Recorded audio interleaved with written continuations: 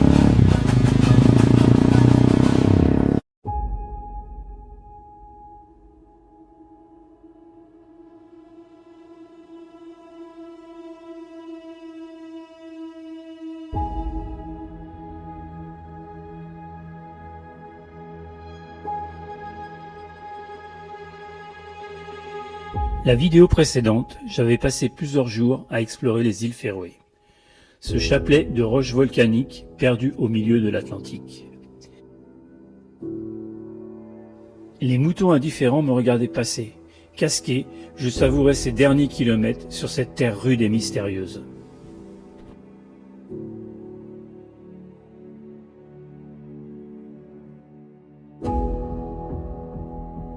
Et ici, ils sont cool, hein. Parce que je suis arrivé à la Guérite pour le contrôle. Je pensais que j'allais donner mon passeport, ma réservation et tout ça. Le jeune, il m'a dit, il m'a tendu ce genre de ticket. C'est le ticket de ma cabine en vérité. Et puis le ticket pour la moto. Et il me dit, il me tend tous les tickets. Il y avait au moins une vingtaine de tickets. Et puis il m'a dit de choisir mon nom. J'aurais pu prendre n'importe lequel et rentrer. Ah, ici, c'est la confiance règne, hein. Je peux vous dire que vous pouvez tout laisser dehors, il n'y a aucun souci. Je trouvais ça génial. Voilà, la confiance, ça c'est top. Tu fais ça chez nous, pas sûr que tu retrouves ton ticket avec ton nom dessus, hein. Voilà.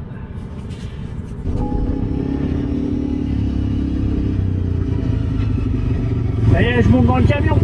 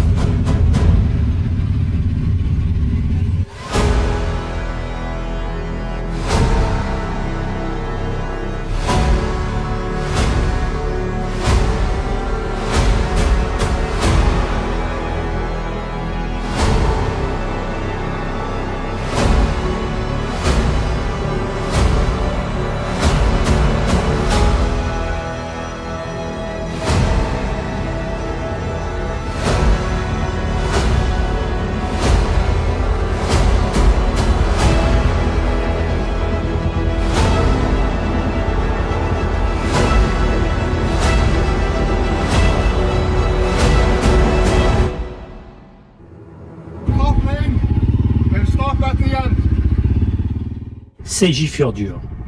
Je dis au revoir au Norröna, je passe le contrôle douanier sans souci et je salue les motards qui étaient en ma compagnie sur le ferry. Le temps est tellement pourri que je décide de ne pas prendre la route et de me poser dans une guest house pour la nuit à venir. La rue colorée, Rainbow Street.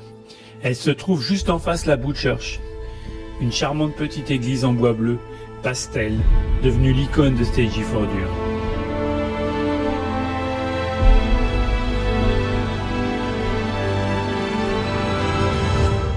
La rue est pavée de dalles peintes aux couleurs de l'arc-en-ciel, créant un contraste magnifique avec le bleu de l'église, les montagnes verdoyantes et le ciel souvent dramatique d'Islande.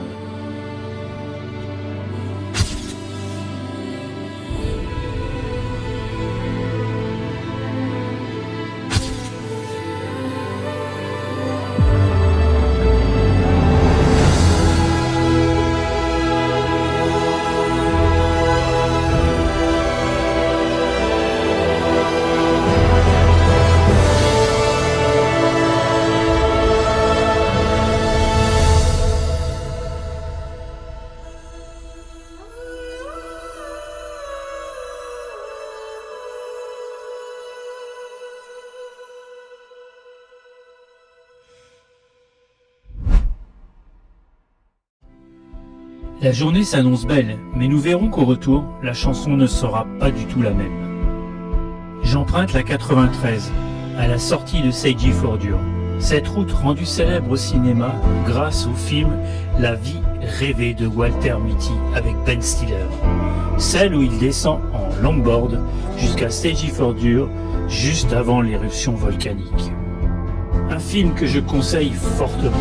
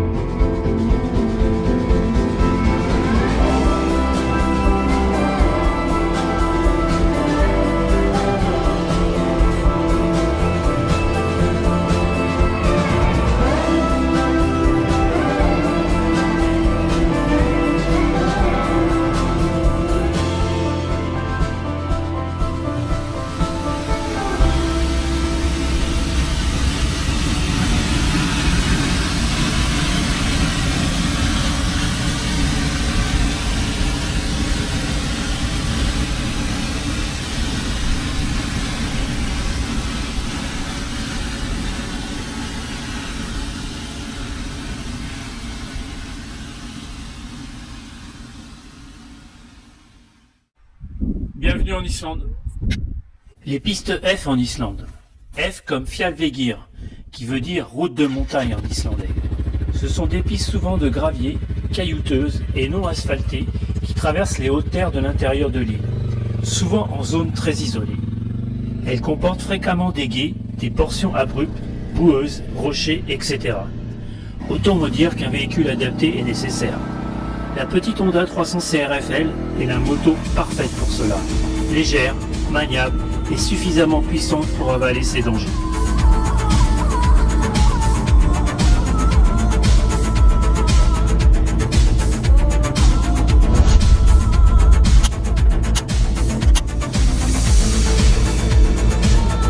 Turn up the volume.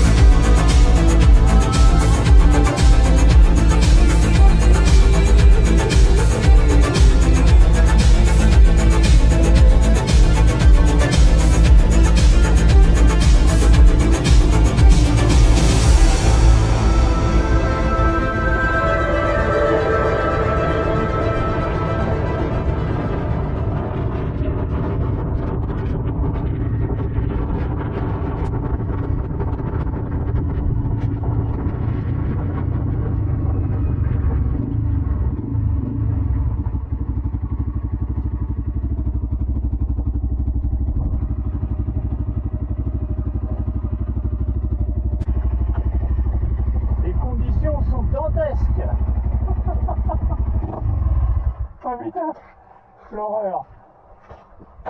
L'horreur. Oh, je suis gelé, je suis congelé. Je suis tout ce que vous voulez. Putain, comme la caméra tient plus. Waouh. Bon, allez, je fais une petite pause là. Après une nuit passée au chaud à la guest house, je décide de prendre la route numéro 1, celle qui fait le tour de l'Islande. Au programme aujourd'hui, 197 km.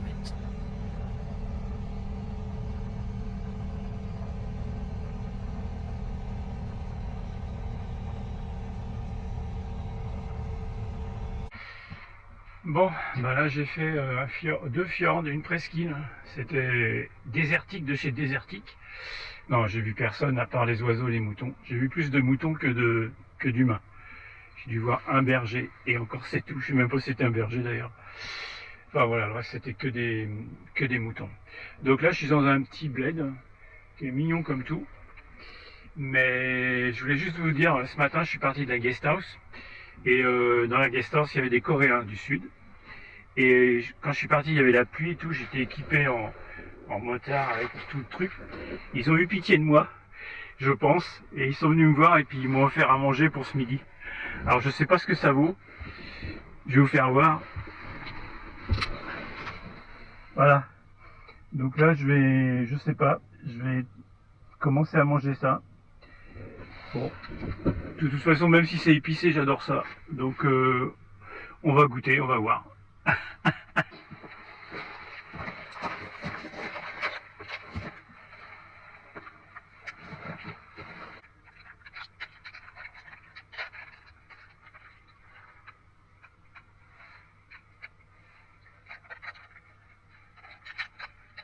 Ah, ce sont des noix.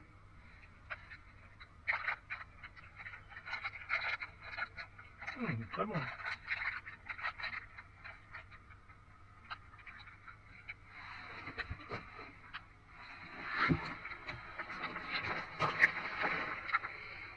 C'est un mélange de noix et d'amandes. Ah, noix de cajou, amandes, noix.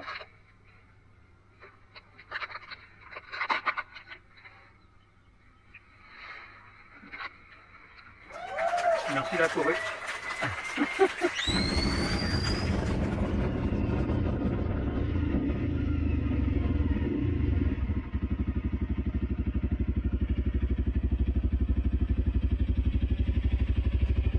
C'est magique quand même. Hein. Wow. J'ai complètement omis de vous parler du village où je me suis restauré coréen. Faskrudfjordur. En voyageant autour des Isfjords, votre regard sera souvent attiré sur les eaux sauvages de l'Atlantique, en regardant vers l'Europe. Pendant des siècles, les pêcheurs du continent se sont rendus dans cette direction pour récolter les richesses de la mer au large des côtes islandaises. Certains marins étaient si fréquents ici que leur présence continue de se faire sentir, de nombreuses années après leur départ. Une petite diversion de la route 1 vers la route 955 vous emmène à Faskrudfjordur, où l'exploration de ce joli village de pêcheurs vous réserve une petite surprise. Les panneaux routiers ici sont bilingues, dans un hochement de tête aux pêcheurs français qui ont fait de ce fjord leur deuxième maison. En 1903, les pêcheurs avaient leur propre hôpital dans un bâtiment donnant sur le fjord qui a été restauré et transformé en hôtel. Le musée français raconte ici les liens forts entre les deux pays. Il y a toujours quelque chose de fascinant à trouver en Islande, où que vous soyez.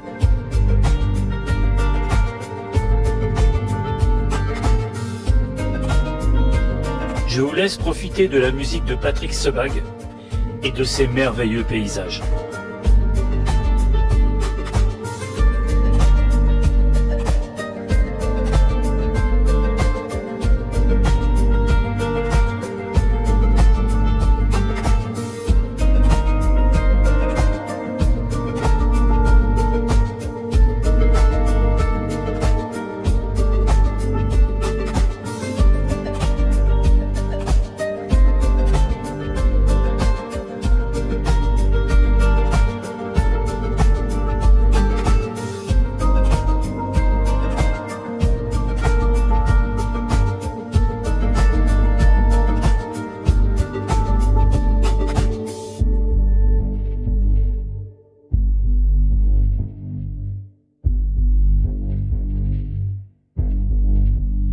Ce soir, je fais halte au camping Fossard d'Allure, un des plus beaux campings que j'ai pu voir en Islande, un incontournable.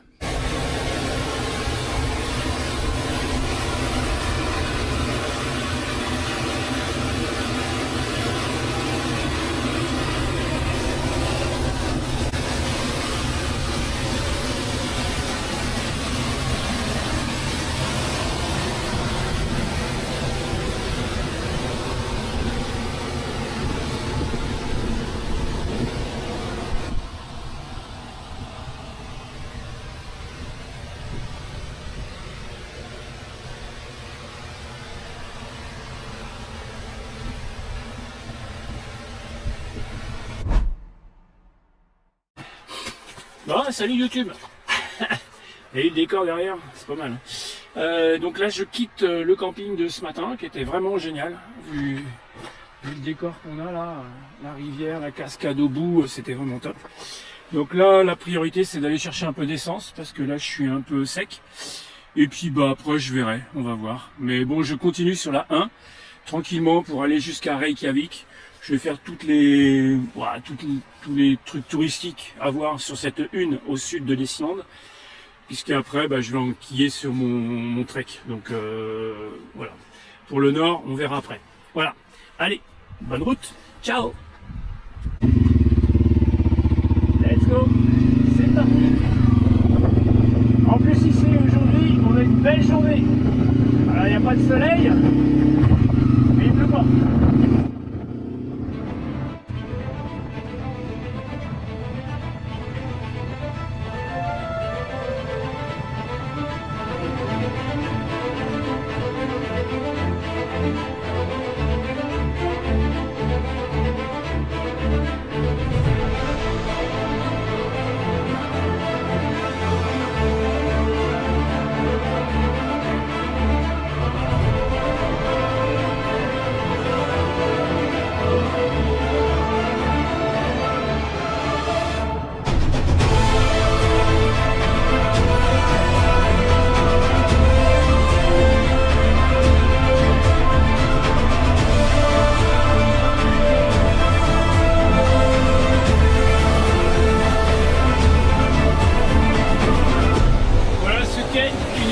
De sable noir.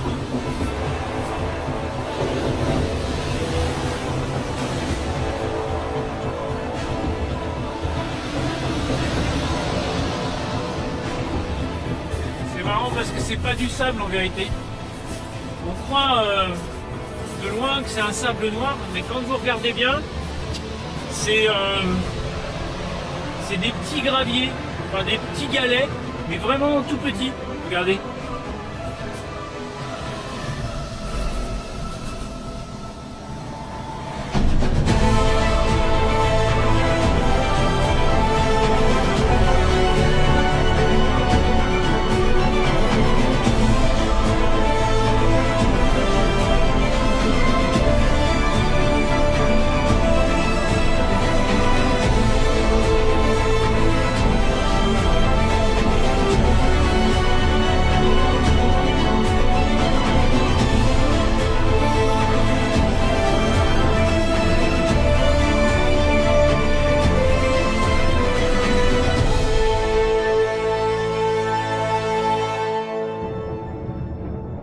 En plein milieu de nulle part,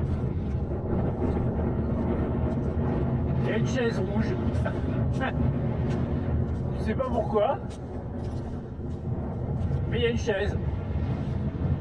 Je sais pas, peut-être que les gens s'assoient dessus, je sais pas.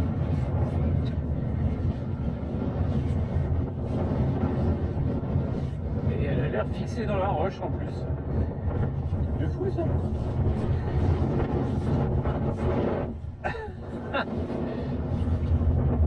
Eh ouais, dis donc. Bon, je vais m'asseoir dessus. Je vais contempler la montagne. Bon, je vais faire une photo de la chaise vide. Après information, cette chaise rouge vide serait en fait une installation privée artistique, posée pour créer un point photo, repère visuel le long de la Ring Road. Apparemment, ça marche.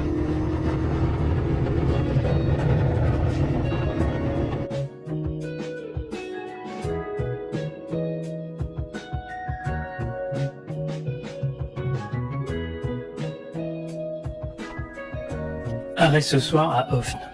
Pour info, voici mon matériel de camping que j'avais déjà lors de mon road trip jusqu'au Kyrgyzstan. Tente Naturike 2 places, duvet Decathlon Simonde 0,5 degrés, tapis de sol Decathlon, matelas gonflable Simonde MT500 Air isolant, drap de soie MT500, chaise basse 500M Decathlon, popote thorax titane et réchaud 3000T titane de 26 grammes.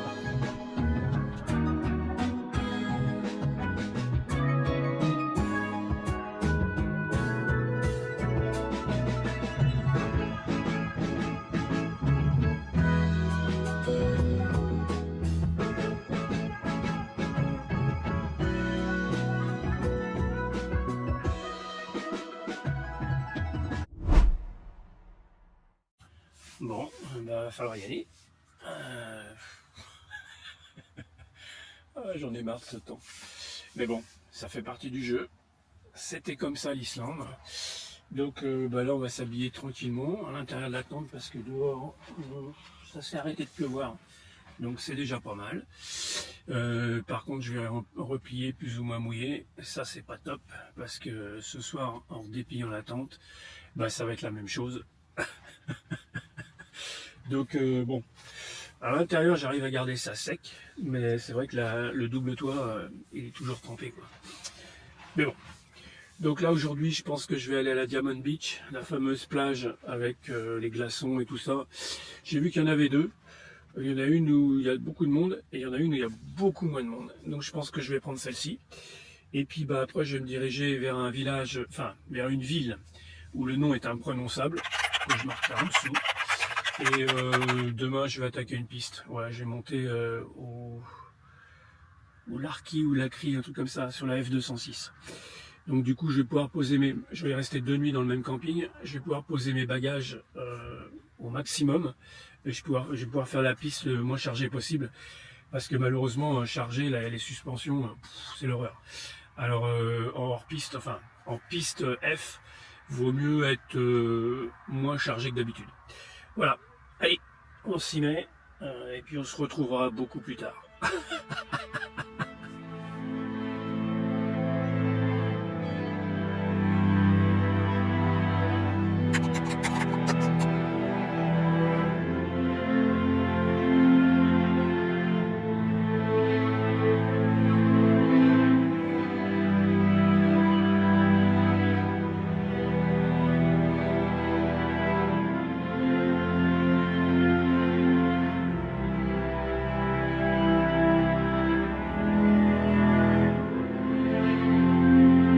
Voici un de mes coups de cœur. Le cheval islandais est une race très ancienne, remontant à l'époque des Vikings, au IXe siècle, quand les premiers colons ont amené leurs chevaux en Islande. Depuis l'âge médiéval, l'Islande a strictement interdit l'importation de chevaux pour préserver la pureté génétique de la race. En conséquence, tous les chevaux islandais descendent de ce noyau d'origine et l'élevage s'est déroulé en vase clos pendant plus de 1000 ans. Aussi, une fois qu'un cheval quitte l'Islande, il ne peut jamais y revenir.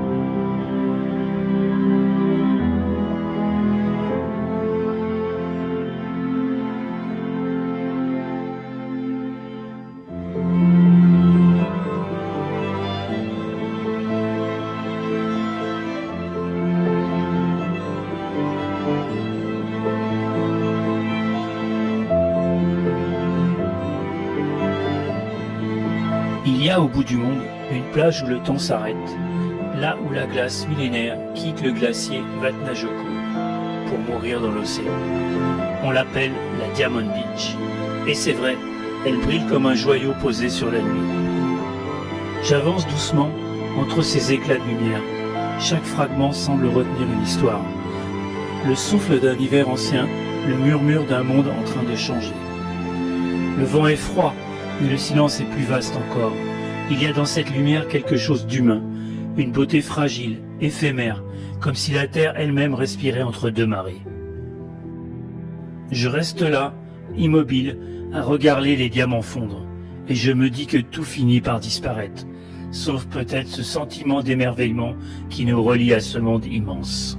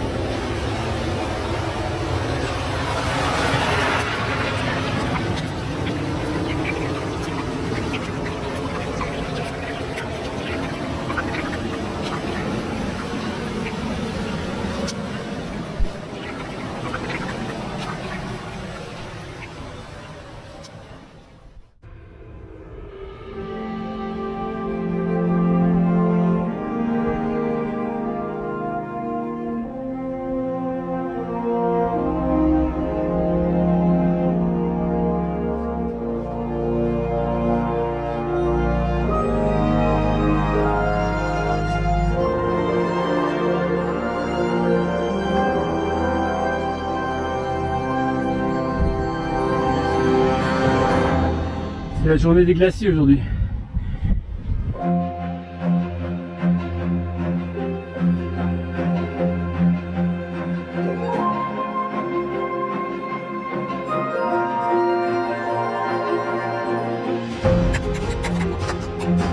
La météo en Islande est aussi spectaculaire que ses paysages, changeante, imprévisible et pleine de contrastes. Elle bénéficie d'un climat océanique subpolaire. Cela signifie que les températures restent douces en hiver par rapport à la latitude, mais fraîches en été avec beaucoup d'humidité et de vent.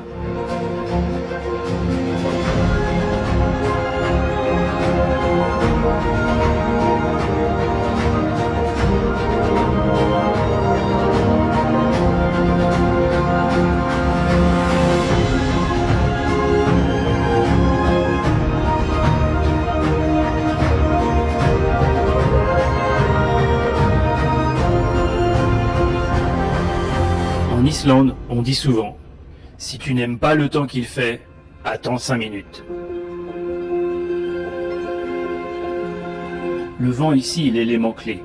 Il peut être très fort, rafale à 100 km/h et plus. Il rend la conduite moto délicate, surtout sur les ponts ou les plateaux. Toujours vérifier la carte des vents sur le site vedur.is avant chaque étape.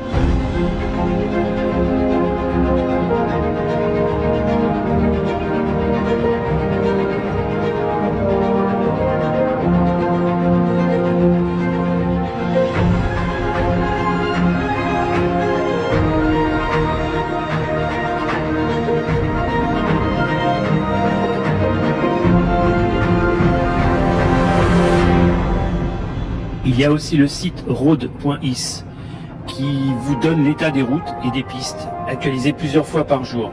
Et bien sûr, safetravel.is pour les conseils sécurité, alertes et prévisions générales.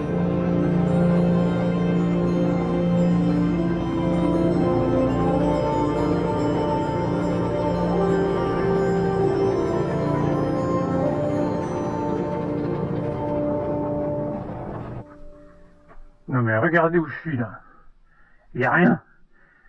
Je viens d'essuyer une tempête de folie. Il y a quoi? Il y a 5 minutes. Et là, c'est tout sec. Je viens de là-bas. Là, tout ce truc noir là. Putain, je vous dis pas ce que j'ai pris sur la tronche. Et là, il n'y a rien. Rien. C'est noir.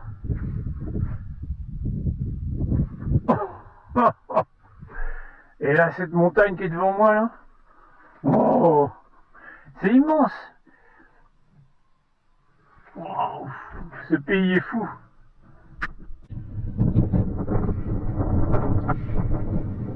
un peu comment la moto elle est petite à côté.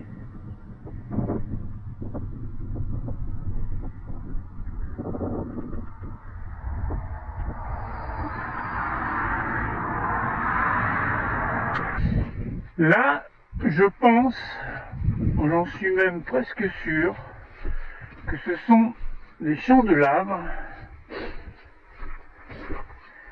recouverts de lichen. Ouais. Regardez ça, il y en a partout. C'est de la lave. Carrément recouverte de lichen.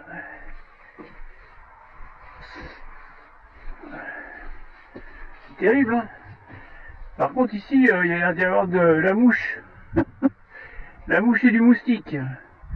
Bien que ça se colle sur mon carreau là. Ok. Vous avez vu ça un peu? Regardez ça.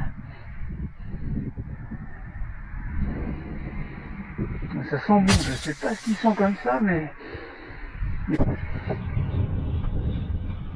Regarde ça. Que des champs de lave. Et encore une belle montagne. Ouh.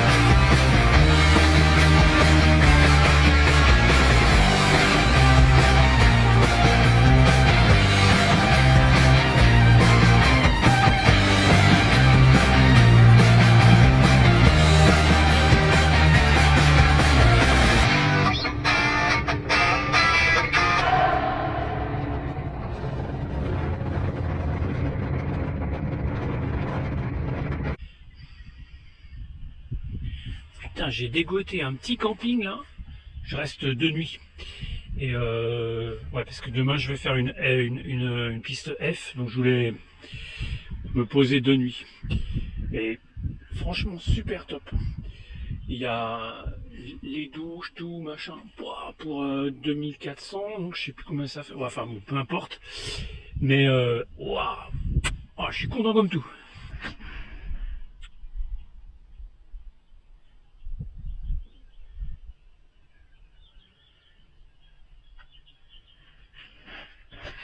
Voilà, je suis là pour 2 nuits. Il n'y a que des vélos qui sont arrivés. Comme quoi les vélos vont plus vite que tout le monde. Non, c'est qu'ils sont beaucoup plus organisés. Parce que ils sont obligés de prévoir. Les campings, il n'y en a pas tant que ça. Et il faut qu'ils prévoient à chaque fois, quoi. Donc je pense qu'ils partent tôt le matin pour pouvoir être bien logés le soir. Voilà. Bon, quelle journée j'ai eu aujourd'hui. Oh, j'ai tout eu. La pluie, le vent, la grêle, le beau temps, le soleil, les cascades, les glaciers, voilà, tout. Les poneys, ouais, génial. Bon, allez, je vous laisse, faut que je monte ma tente. Ciao.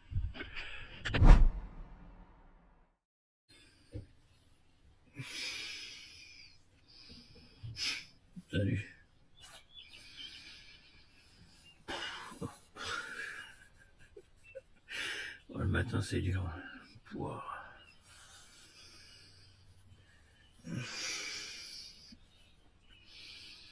Bon, on va aller faire un petit déj.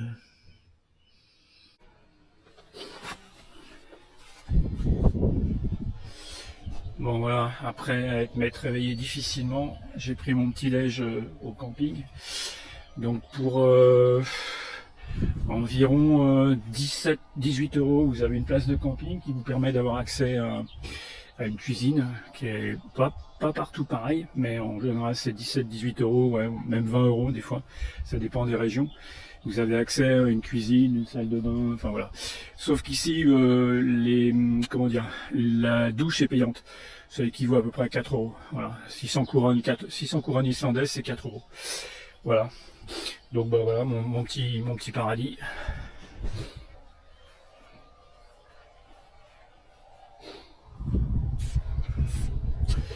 Bon, je vais vous faire voir ce quoi vous pouvez avoir droit.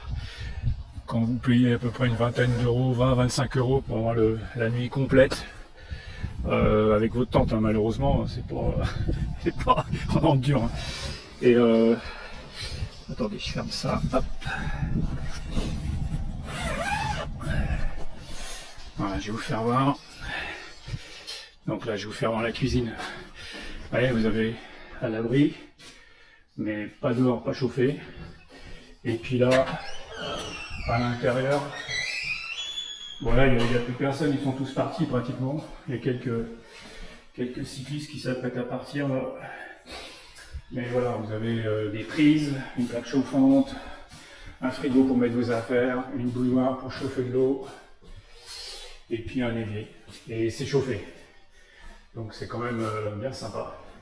Alors c'est pas partout pareil, mais là je dirais que c'est un camping mid-gamme, un peu plus que mid-gamme quoi. Voilà, c'est pas du haut de gamme, parce que les douches sont payantes et tout, donc voilà, je vais vous faire voir les douches. Voilà, il y a 3 éviers, camping classique quoi, 2 douches, 2 chiotards, et vous voyez les douches sont payantes. Donc vous mettez des couronnes ici, c'est par pièce de 50. Et faut obtenir 600, vous avez une douche de 3 minutes. Honnêtement, elles sont super chaudes, c'est super propre et c'est largement suffisant. Voilà, c'est 4 euros. Bon, c'est le petit supplément qu'il faut payer dans ce camping-là. Mais dans d'autres, c'est pas forcément ça. Bon, je vous laisse parce que je vais me laver les dents. Et puis ça, vous en avez rien à faire. Bon, on va y aller, on va s'apprêter. Donc là, la météo est bonne. Il pleut pas. Bon, c'est toujours couvert, il n'y a jamais de ciel bleu ici. Mais normalement, je vais là-bas. Donc la météo, normalement, est qui coule. On verra bien, mais je pense que ça va pas durer. Je vais certainement prendre de la pluie, comme d'hab. Voilà. Allez, on se retrouve sur la moto. Ciao. Bon, voilà, je viens de faire le plein d'essence. Je suis pareil à affronter la F206.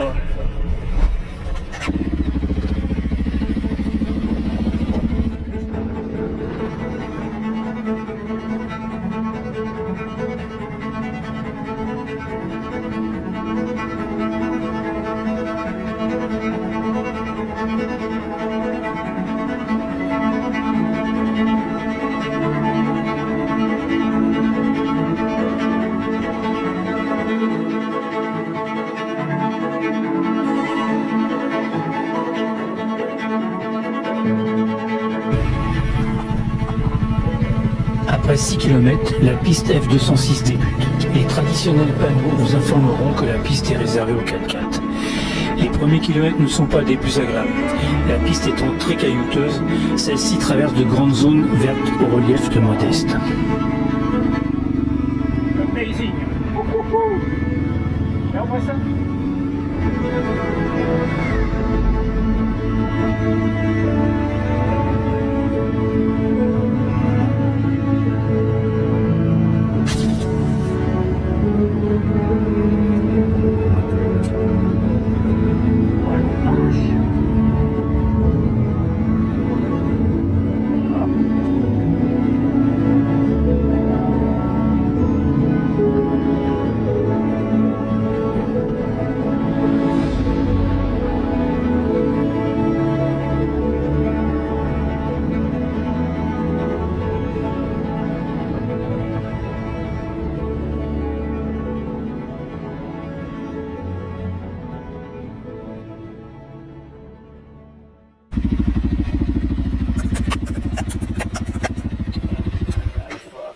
Merde.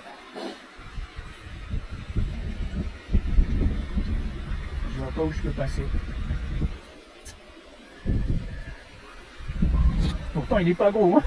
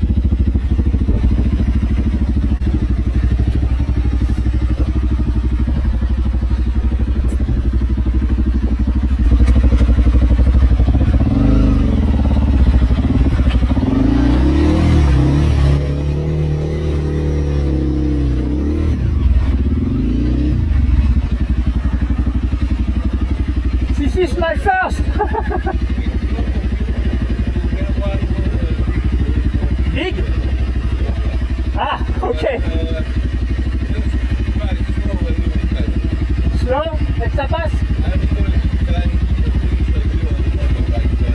Ok. Thank you. Bye.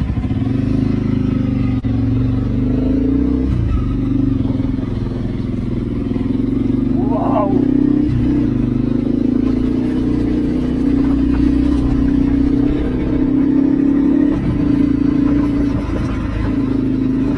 Tiens, bah, je l'ai passé, hein.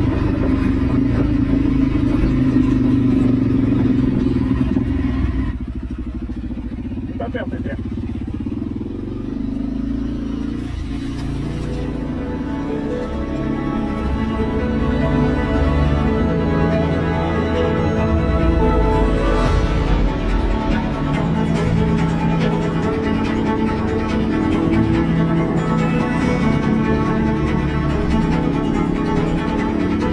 Les gués de la F206. 3 gués seront à franchir pour atteindre le Laki, ainsi qu'une grosse flaque au début de la piste qui n'est pas vraiment considérée comme un gué. Les 2 premiers gués sont, en temps normal, sans difficulté. Le premier est assez large, mais peu profond, et tapissé de cailloux. Le second gué peut être impressionnant car il possède plusieurs bras d'eau, qu'il faut traverser successivement, mais le niveau de l'eau reste généralement faible. Le troisième et dernier gué de la F206 est le plus haut. Un poteau indiquant le niveau de l'eau pourra vous être utile si ce dernier s'avère périlleux.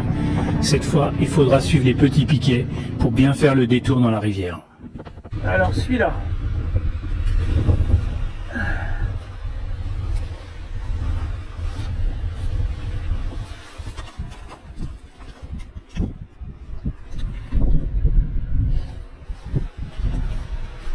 Voyons voir ça.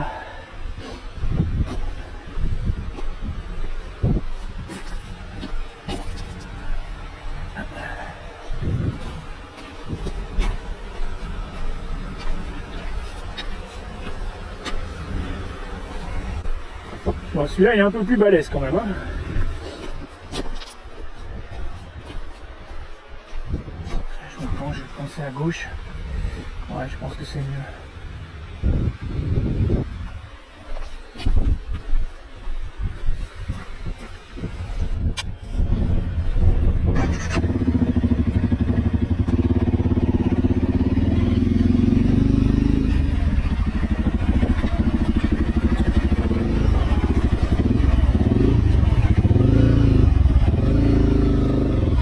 Ah ouais, pas bon.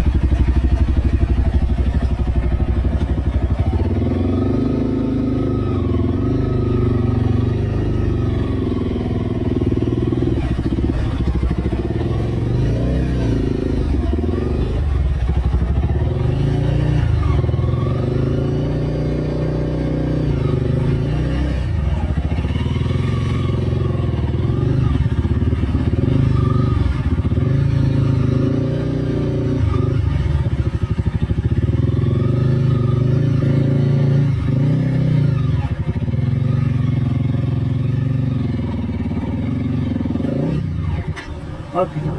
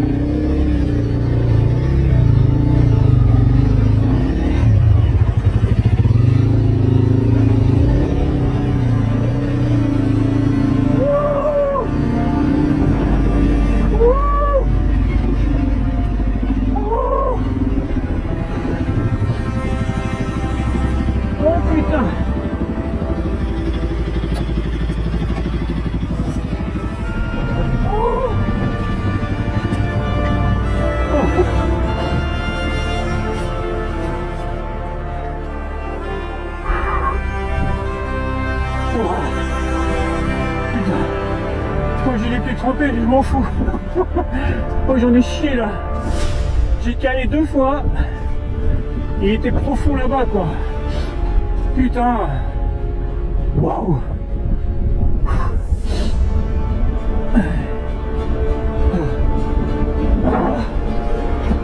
Oh la vache. Bon, on va faire une pause, hein. Parce que là... On va faire une petite pause, hein, parce que là... Waouh. Après cette grosse chaleur, je reprends la piste, mais ne vais pas être au bout de mes peines.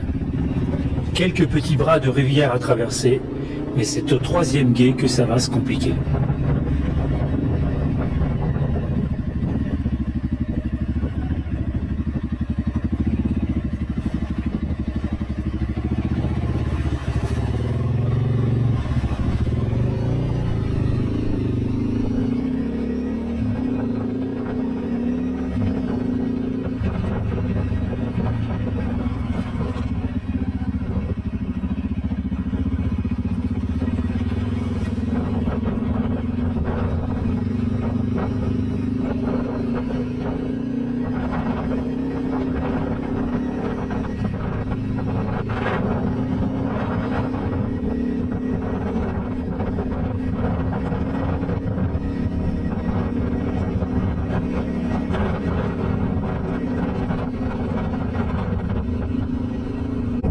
J'ai un petit souci. La tour qui s'est barrée, j'ai perdu les vis. Il me semblait l'avoir bien serré. Waouh. Je vais foutre. J'ai des rixans. Je vais mettre des rixans. On va voir ce que ça donne. La seule solution, ça va être ça.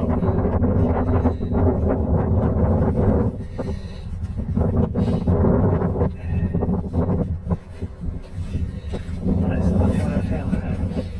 Quitte à en mettre plusieurs en cours de route. Par contre, j'ai pas la corde. Putain, faut que je mette les outils à faire chier. Alors, attends.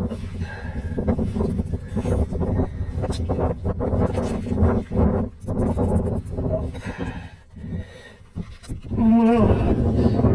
Ça va foutre là. Je vais rien pour là si j'ai un couteau. Je pense qu'il y a des couteaux. Bon, ça me gêne pas. Je vais mettre ça comme ça. Hop là. Voilà.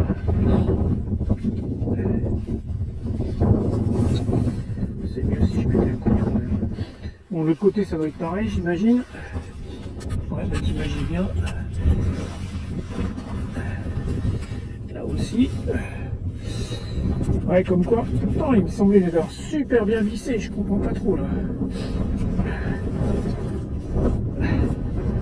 C'est le moine qui prend de la place, il grossit, alors c'est pour ça. Bon, attends, je vais reprendre un collier de l'autre côté. Hop. Ça, les colliers, c'est indispensable. Ça te sauve la vie pour plein de choses. Bon, attends, lui, je vais l'enlever. Je le remettrai après. Bon, je vais rouler moins vite là, parce que là, je roulais comme un con. Là, c'est plaisir. Mais il va falloir que je fasse trop le con quand même. Ouais, comme ça. Voilà, hop là. Caméra.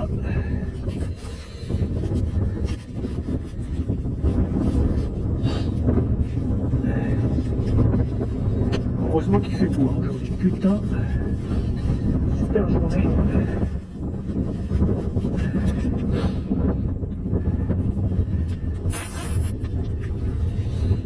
Allez.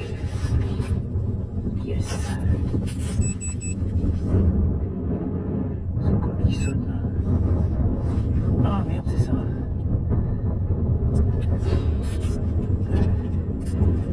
Allez, serre-moi ça comme un con là. Ok.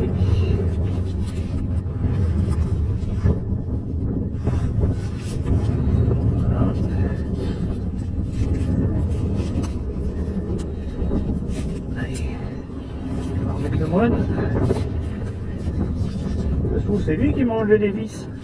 Hein, coquin? C'est toi qui m'as enlevé les vis.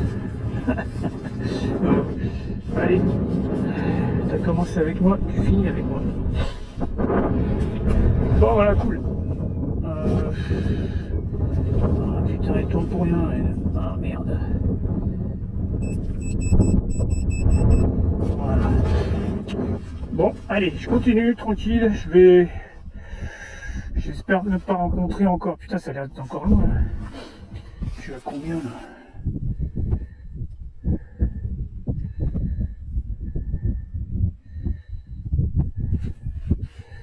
Où est-ce que je suis, là? Ok, je suis là. Ah, il me reste pas mal. Hein. Il me reste 20 km. Bon, allez, go. De toute façon, j'ai le plein, j'ai de quoi se faire le retour. Donc, c'est cool. Bon, allez, je vous laisse, parce que là, c'est magnifique. Il n'y a personne. Putain, par contre, je vois personne. Faut pas qu'il t'arrive une merde. Hein. Donc, je vais rouler peinard. Bon, allez, bye bye.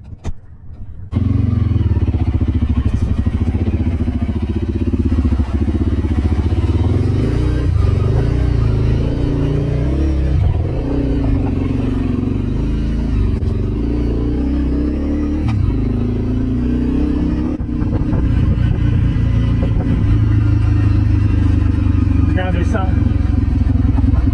C'est tout noir. Tout gris.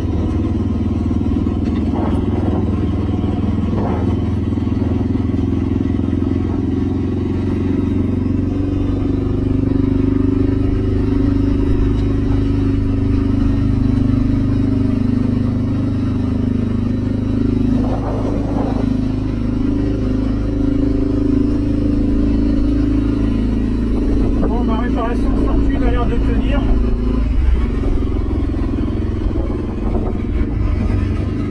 Cool. Ah, ça c'est hyper important. Les Rizzo. Ah, ouais, ça ne se planifie pas là-dedans.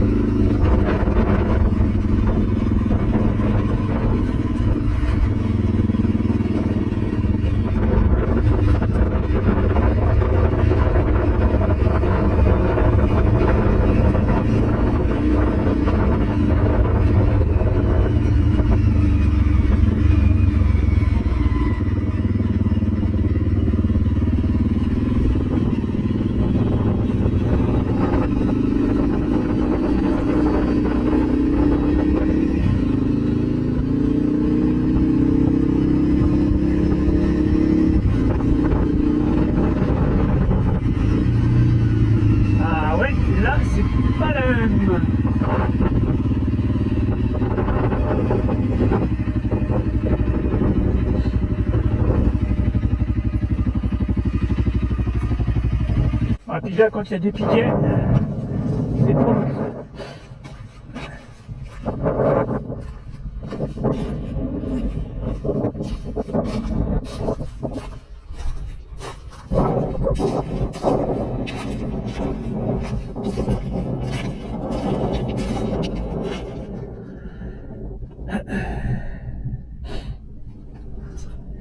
Ça m'a pas l'air trop profond, c'est après quoi que je vois pas.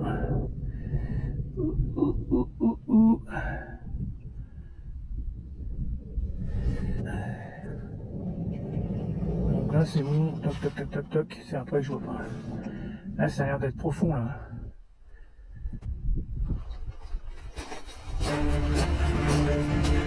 Ce troisième guet aura eu raison de ma témérité. Demi-tour. Dommage, je ne verrai pas les cratères du lac. Par contre, sur le retour, la cascade de Fagon Falls.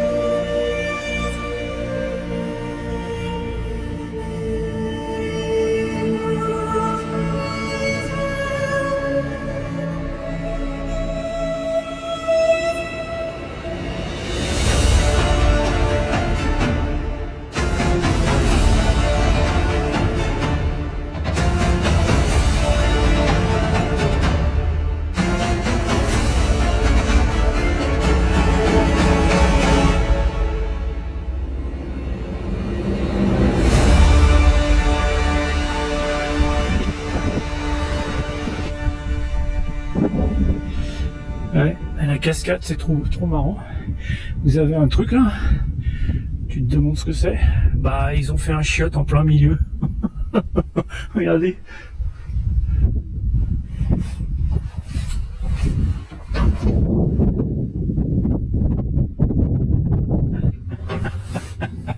Un chiotard en plein milieu du truc.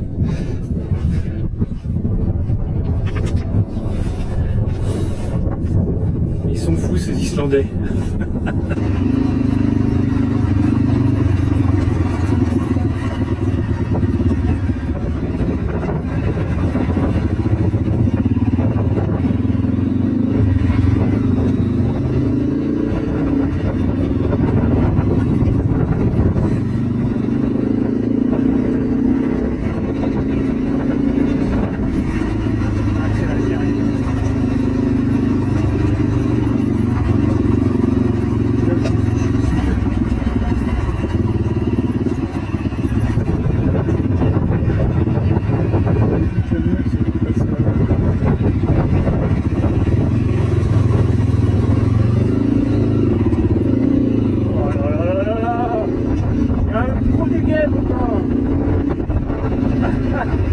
Alors faut savoir que le guet que je viens de passer là, je l'ai passé à l'aller, je suis resté un quart d'heure planté devant.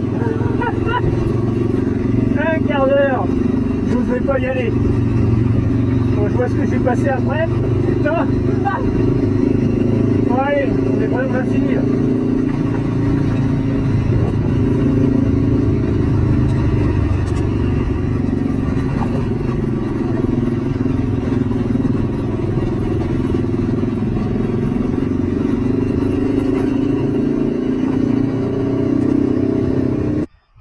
Une journée dans les guets islandais.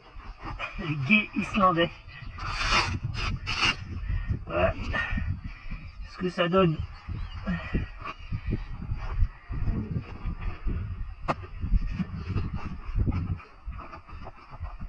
Ah.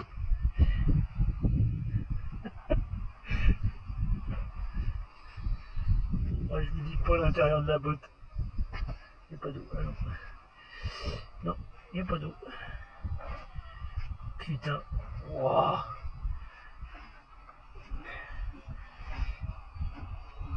De toute façon, j'ai les pieds mouillés alors. Ouais. Ouais, c'est ça le problème.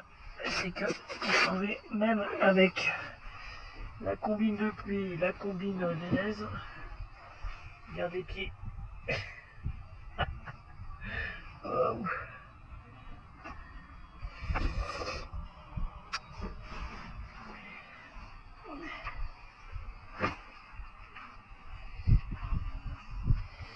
Wow.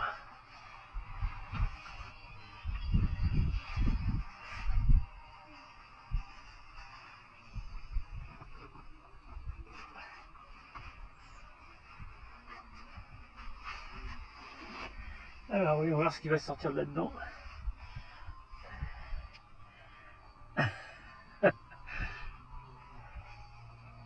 Ah oui, quand même. C'est du bon jus de chaussette.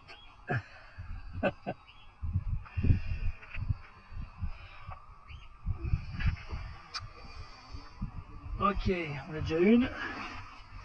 On va faire l'autre.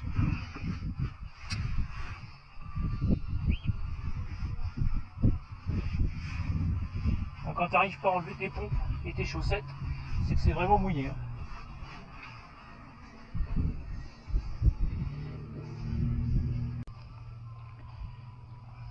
Ah, celle-là, il y en a moins. Je suis moins mouillé là.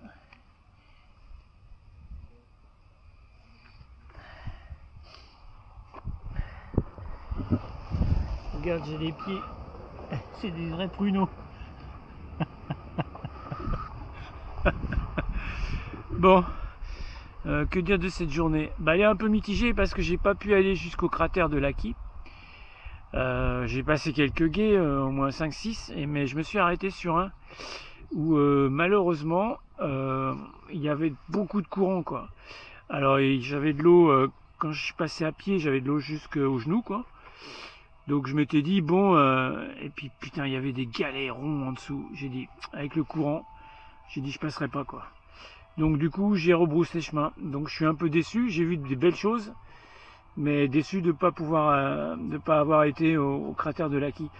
Il y avait personne pour m'aider sur cette route, la F206, et c'est bien dommage parce que si j'avais eu un autre motard avec moi, ou ne serait-ce qu'un 4x4, qui me, tu vois, qui me rassure, j'ai dit bon, plutôt que de béner la moto dans le ruisseau, enfin le ruisseau, dans la rivière, je m'étais dit que bon, allez, il y en aura bien d'autres.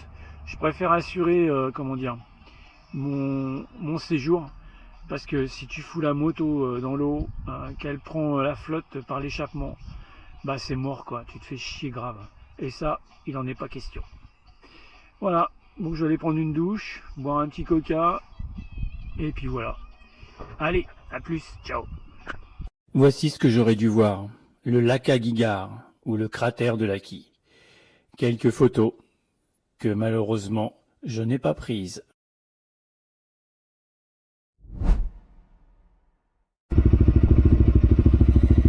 Bon, aujourd'hui, je me dirige vers Vic, et donc il y a 70 km. Et ensuite je vais aller sur Selfoss, dans un camping que j'ai repéré. Enfin normalement, on va voir comment il est. Et puis je pense que je vais y rester 2, 3, peut-être 4 nuits pour pouvoir rayonner tout autour. Je trouve que c'est une bonne solution de pouvoir poser mes bagages de trekking, parce que ça prend du poids et malheureusement, ouais, quand tu fais les routes F, quand tu es trop chargé, ça va pas bien, quoi. Donc voilà, allez, on y va, c'est parti, direction Vic, 72 bornes, j'ai à peu près 210 bornes aujourd'hui. Ça ne sera pas du off-road, principalement que de la route. Allez, let's go!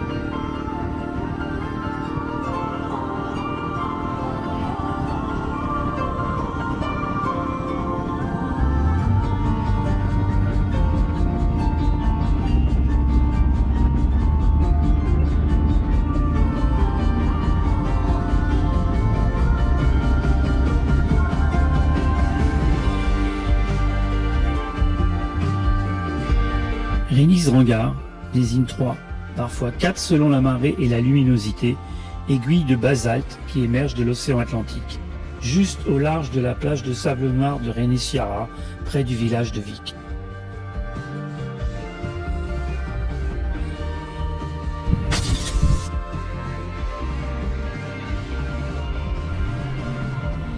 Ces piliers rocheux atteignent environ 66 mètres de hauteur et se sont formés par solidification progressive de coulées de lave, sculptées ensuite par l'érosion. Comme souvent en Islande, la science n'est qu'une partie de l'histoire. Selon la légende locale, 2 trolls auraient tenté de tirer un navire vers la côte. Surprise par le lever du soleil, la créature se serait figée, transformée en pierre, donnant naissance aux colonnes de Rénis-Drangar. Alsanef Shelir. Je m'avance sur le sable noir, vestige des entrailles de l'Islande. Chaque pas crisse comme si la terre elle-même murmurait son histoire. Devant moi, la grotte s'ouvre en un éventail de colonnes parfaitement taillées, dressées comme les orques d'un temps oublié. La lave, autrefois en fusion, s'est figée ici dans une géométrie que même les hommes auraient du mal à reproduire.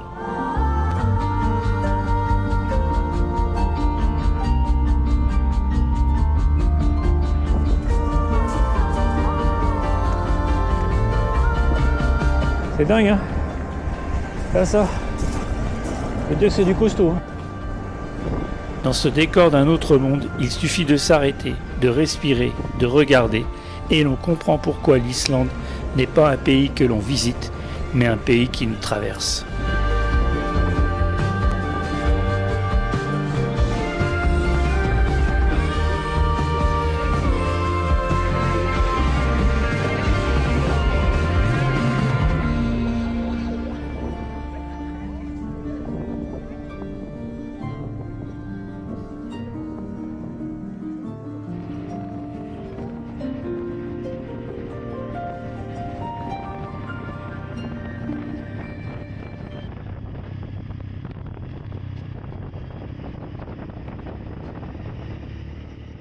Bon, là je suis parti pour une marche de 50 minutes.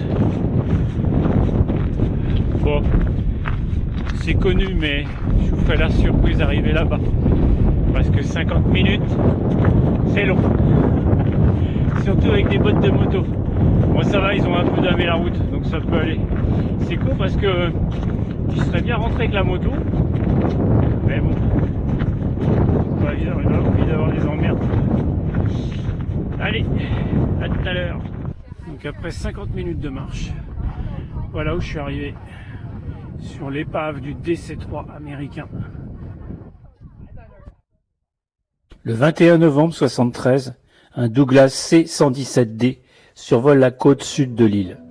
À son bord, des militaires américains en mission logistique.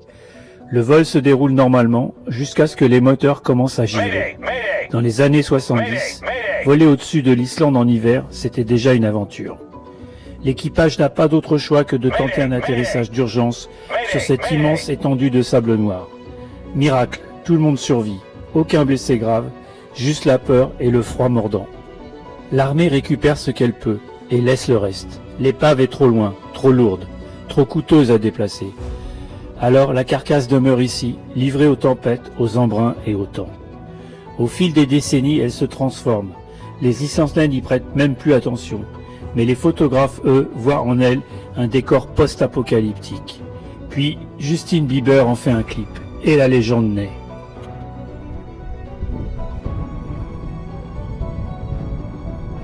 L'épave du DC-3 n'est pas qu'une attraction. C'est un rappel de la fragilité humaine et de la force brute de l'Islande. Bon voilà, c'était le DC-3 américain échoué sur une plage islandaise. Et malheureusement, il n'y a pas que des Américains qui s'échouent sur la plage. Il y a beaucoup d'Asiatiques. Ils sont là, ils se prennent en photo devant, ils ne savent même pas l'histoire du truc. Ça m'énerve. Et puis alors là, je crois que c'est encore pire. Il arrive une escouade de quad. Ouais, on va se sauver. Bon, j'ai fait quelques photos sympas quand même. Ça, je vais pouvoir tirer quelque chose de propre. Mais franchement, hein, je suis déçu parce qu'il y a trop de monde. Vraiment trop de monde. Cette épave est devenue, comment dire, une idole. Ouais, une idole. Allez. C'est dommage parce que c'est très photogénique. Et je pense qu'en arrivant tard le soir, on peut arriver à faire un coucher de soleil là-dessus. Ça peut être vraiment sympa. Bon allez, je l'ai fait, je l'ai vu, je repars.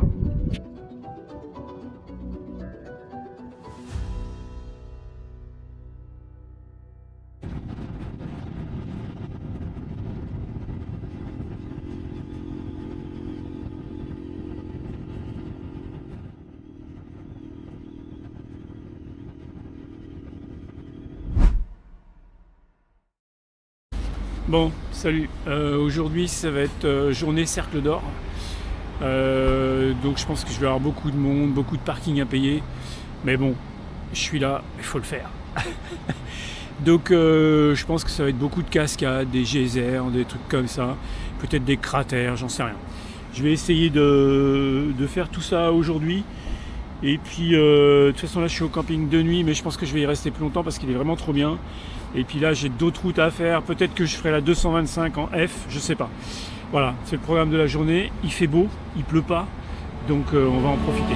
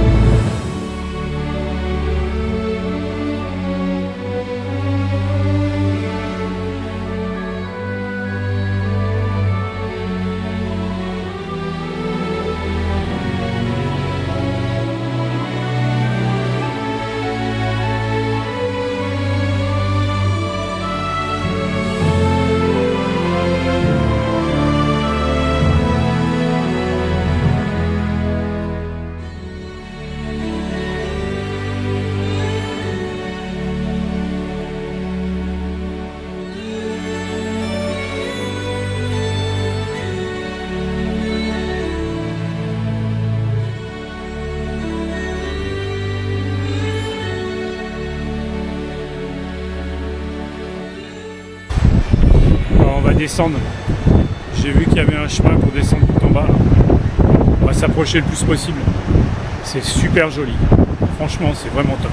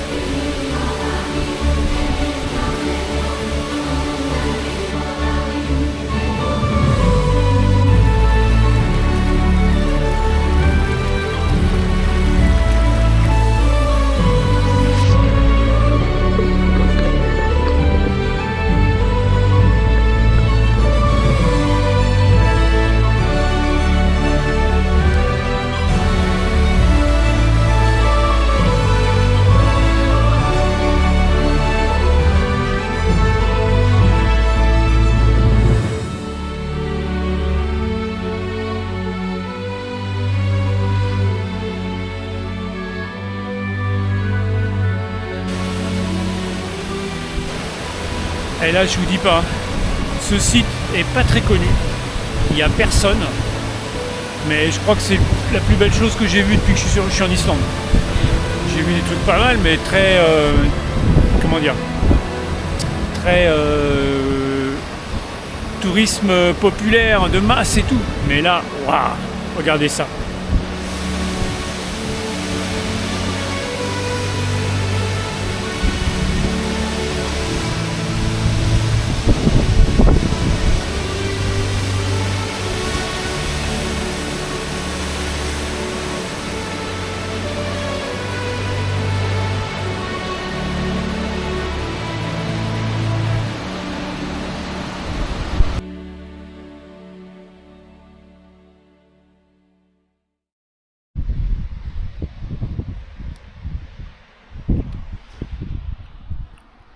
Bon, le site valait bien une petite pause repas.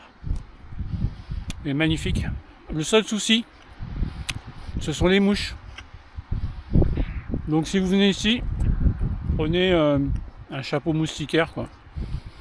Ouais, les mouches, ça tourne autour de mon steak là. Elles sont pas cool. Bon, elles sont pas agressives, mais elles sont chiantes. Voilà. Bon, en Islande, il y a souvent des mouches, c'est normal. Bon allez, je continue à manger et puis on va aller sur un autre site après, je pense. Mais faire mieux que celui-ci, ça va être compliqué, je pense. Rares sont les panneaux qui annoncent des virages, car les routes sont souvent droites en Islande.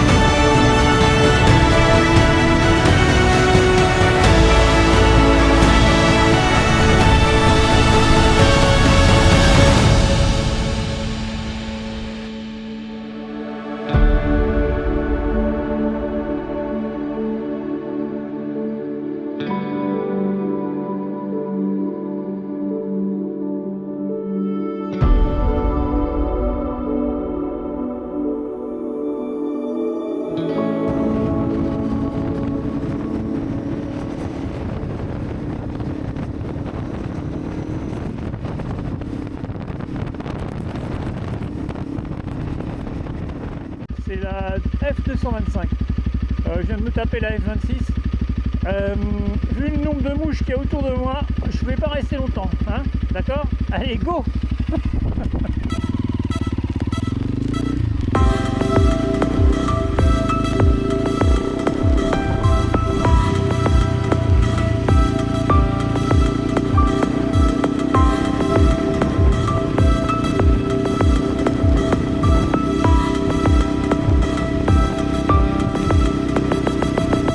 Aujourd'hui, je vous emmène sur l'une des plus belles pistes d'Islande, la F225.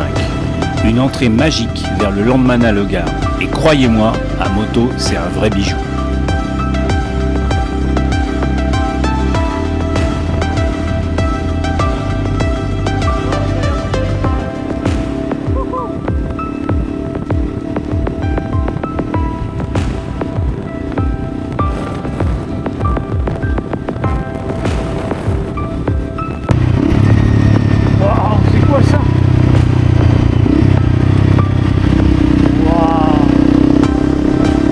Ça commence doucement, la piste s'ouvre dans un immense désert de cendres noires.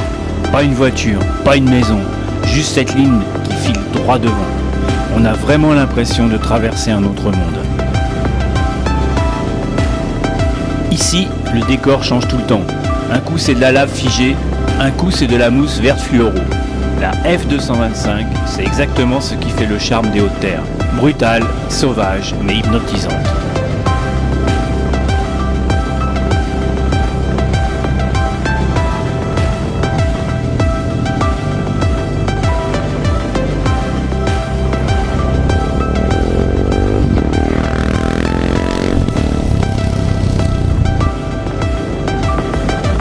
Par moments, la piste devient un peu plus technique. Du sable noir qui fait flotter l'avant, quelques ornières. Rien de méchant, mais assez pour te rappeler que t'es loin de l'asphalte. Et puis d'un coup, le paysage explose. Les collines prennent des couleurs incroyables, orange, jaune, rouge. On entre vraiment dans le royaume des rhyolites. Chaque virage te donne envie de t'arrêter pour prendre une photo.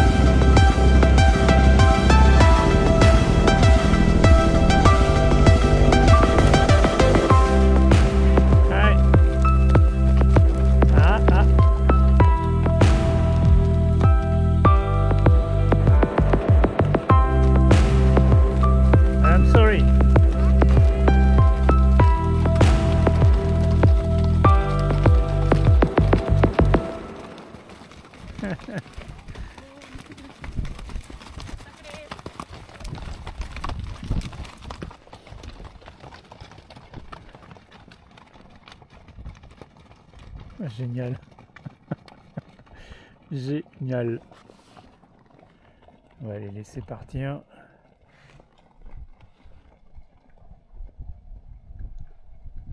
Trop fort.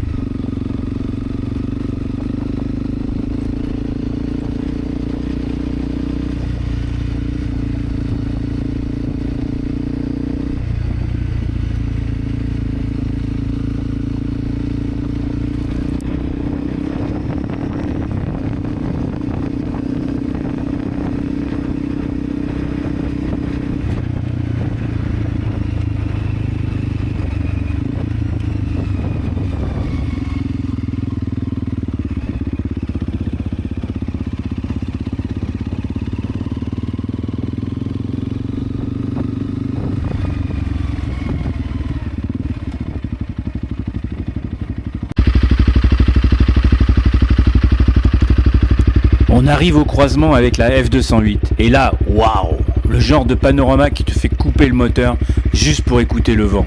C'est grandiose, vraiment. Moi, je vais faire demi-tour puisque de toute façon, je reviendrai sur la F208 pour mon futur trekking.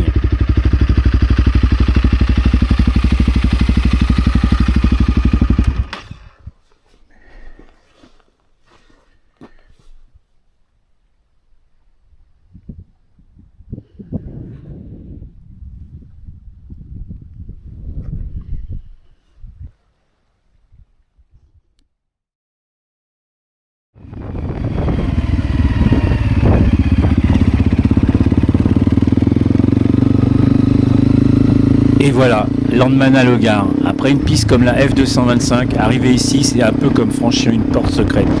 Le silence, les couleurs, la vapeur, c'est un endroit qui te remet les idées en place.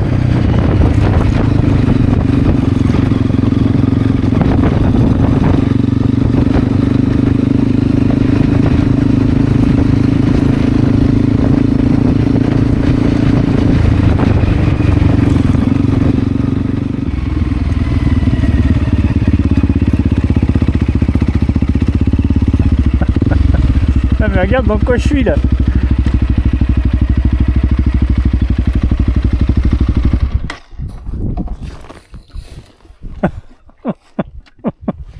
Oh, le truc de ouf. Oh putain. Oh. Wow. Fonce pas pépette hein. Oula quand même un peu quand même hein. Oh je pense qu'elle va tenir. Ne bouge pas hein. Elle est bien penchée quand même je trouve. Oh, ça a l'air un costaud en dessous. Putain j'en ramasserai. Eh non mais regardez ça. Eh.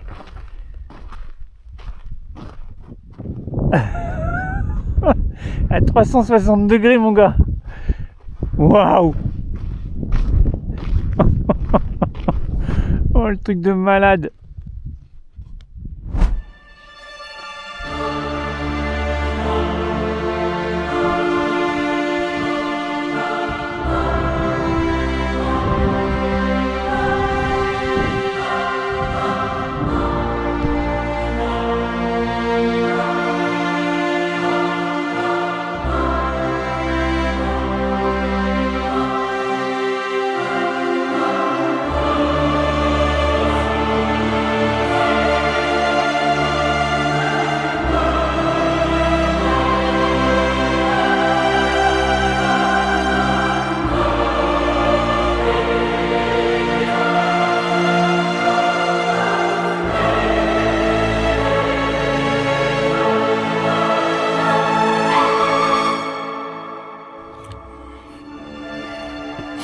C'est un truc de fou, hein. Je mange dehors, en Islande. Qui l'eût cru? Hier, il flottait comme je ne sais quoi. Bon, ok. C'est du yum yum et c'est des nouilles chinoises. On est d'accord, c'est pas un super repas. Mais il y a du mieux quand même. Parce que je mange dehors. Et ça, c'est cool. J'ai passé une super journée, hein. Putain, waouh. J'ai été à la limite du Landmann à Logar, autour de la montagne Ella, je crois, Ella, un truc comme ça. J'ai roulé dans des déserts lunaires. Franchement, c'était top.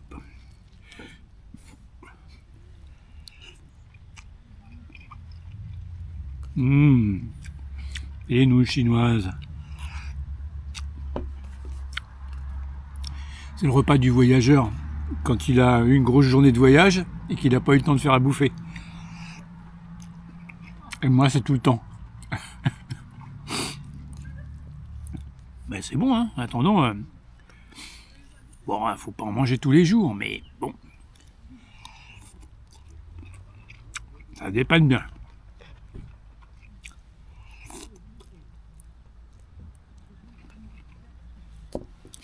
Ouais, donc je me suis trouvé une petite table.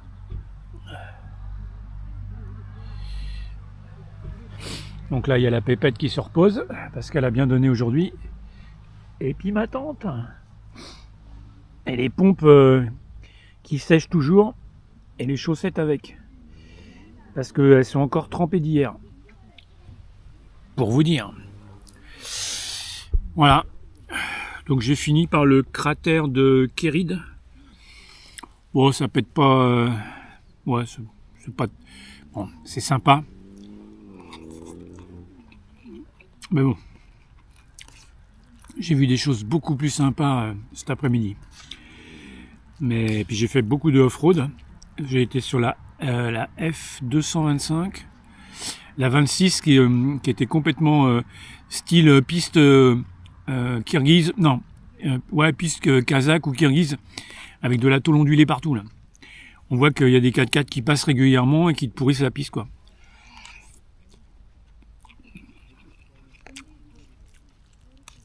Mais bon, ouais, c'est bien comporté la piote.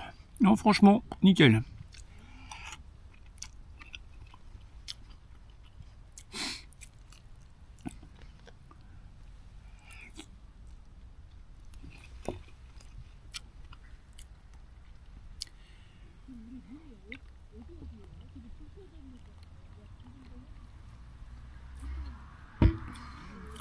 Bon allez, c'était la pause repas du soir.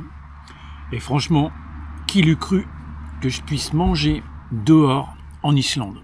Bon, j'ai le bonnet, j'ai le tour de cou, j'ai la polaire, enfin bon, ok. Mais avec ce soleil-là et pas de pluie, moi je dis, j'apprécie. Allez, salut les amis! Dans la prochaine vidéo, je vous emmènerai à l'ouest et au nord de l'Islande, avec notamment Reykjavik, la capitale, un trek de 67 km du Landmannalaugar à Húsadalur, l'éruption volcanique sur la péninsule de Reykjavik, les fjords du nord-ouest, Akureyri, Midvan et pour finir la North Eastern Region.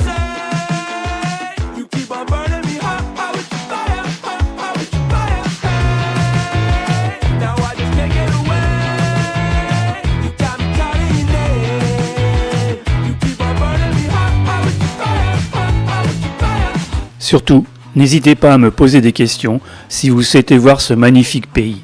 Et j'essayerai d'apporter ma modeste contribution.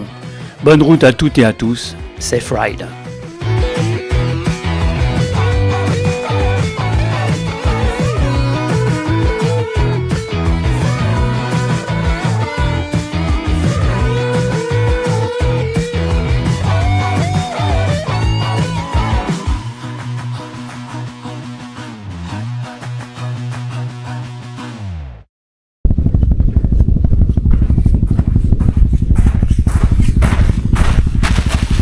Qu'est-ce qu'il faut pas faire pour avoir des belles images, hein?